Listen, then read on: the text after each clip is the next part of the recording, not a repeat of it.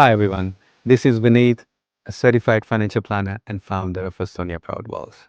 Today, we are talking about one of the most powerful but also most misunderstood tools in Australian retirement planning, the Self-Managed Super Fund or SMSF.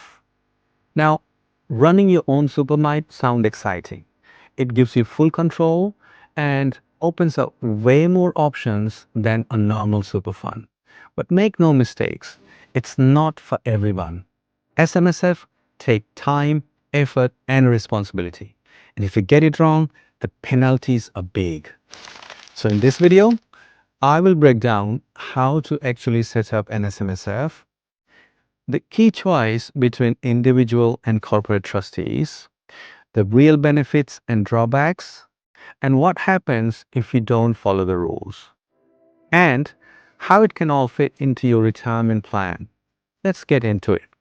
An SMSF is basically a private super fund that you run yourself.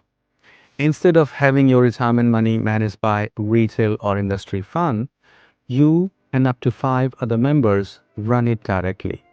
All members are trustees or directors of the trustee company, which means you are in charge of the fund's investments and you are also legally responsible for meeting the rules. Think of it like running a business where the business is your retirement savings. And here is how it all comes together. First, you need to decide what trustee structure you will use, individual or a corporate trustee.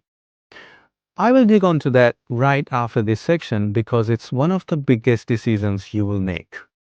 Next, you will need a trust deed. This is a legal rule book for the SMSF. It sets out how the fund works, what's allowed, how members can enter or leave, and how benefits are paid out later. Then, every trustee signs a trustee declaration within 21 days, promising they understood their responsibilities. After that comes registration. You will apply for an ABN and a tax file number through ATO, and you will elect for the funds to be regulated. That's what gives you the tax concessions. You will also open a dedicated bank account in the name of the funds. All contributions, rollovers, investment income, and expenses flow through there. If employer will contribute, you will need an electronic service address, also known as ESA. So contributions can come in through SuperStream. On top of that, you need a written investment strategy before you move any money into the fund. This plan has to consider things like risk tolerance, diversification, liquidity, and even whether you will have insurance policy inside the fund. And finally, you will need to appoint an independent auditor each year.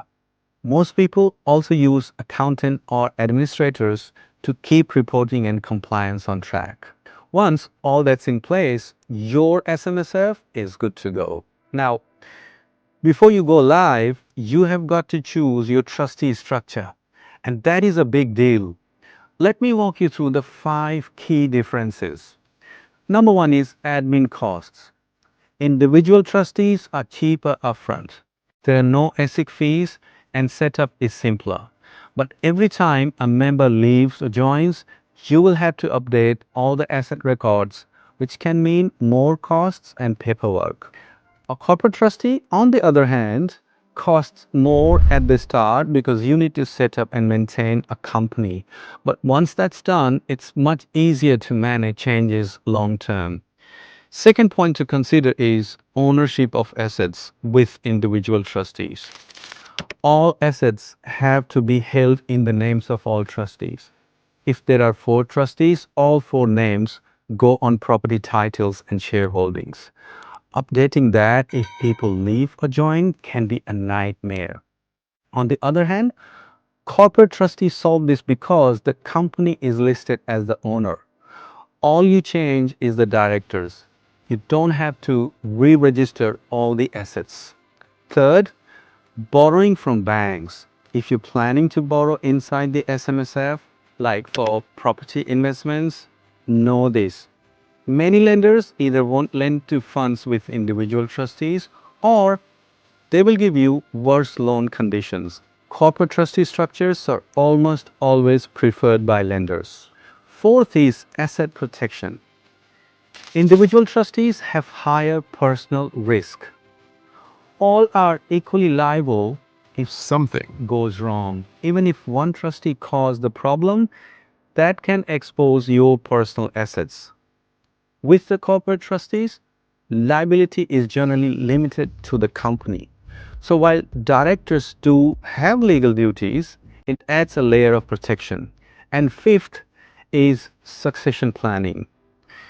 This is where corporate trustees really shine. If an individual trustee dies or becomes incapacitated, the SMSF has to go through changes in ownership and may struggle to keep running smoothly. A corporate trustee continues regardless of what happens to the individual members. The company doesn't die. So succession is much easier to manage. So in summary, individual trustees are cheaper upfront, but a corporate trustee is usually more secure, more practical for borrowing, and better for long-term planning. So you must be thinking, what's the upside of all this effort? First, you are in control. You make every call about where your super is invested. You also get more investment choices. Unlike big funds, you aren't limited to preset portfolios. You can buy property, certain managed investments, or direct shares. Then there are tax and estate planning benefits. The rules allow you to tailor how benefits are passed on or how tax is managed for your super. And finally, once you reach a larger balance, SMSFs can actually be cost effective compared to retail or industry funds because the fixed costs are spread across more money. But there are some real challenges too. Running an SMSF is time consuming. Think accounting, audits, legal compliance, record keeping, and making all the investment decisions yourself. It can also be expensive if your balance is small. Many experts say you need at least a couple of hundred thousands in super to make it worthwhile. And don't forget, if you're in a joint fund, responsibility is shared. If one trustee messes up, everyone is on the hook. And this is where the ATO comes in. If the fund breaks the rules, penalties can be harsh. Trustees can be fined personally, thousands of dollars out of your own pocket. If the fund is made non-compliant, its income and assets can be taxed at 45% instead of concessional 15%. That can wipe out a huge chunk of your retirement savings. And you can be disqualified as a trustee if you break the rules. And in serious breaches, like illegally withdrawing money early, there can be criminal consequences. So it's not something you ever take lightly. Compliance is non-negotiable. So how does all this effort pay off when you finally reach retirement? And this is where SMSFs can shine.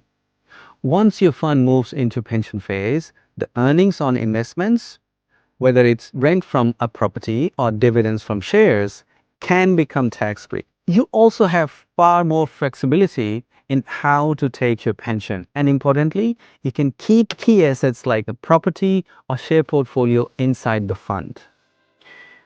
That flexibility can make a real difference to lifestyle and intergenerational wealth planning. So to wrap up, SMSFs give you unmatched control and flexibility, but they come with costs, complexity, and serious penalties if you mess it up. If you are considering one, make sure your super balance is big enough. You have the skills and the time, and you've got professional support when needed. That way, instead of being a headache, your SMSF can actually be a powerful long-term tool to shape your retirement. Thanks for watching. If you found this useful, hit like, subscribe for more, and let me know in comments, would you manage your own super through an SMSF or stick with an industry or retail fund?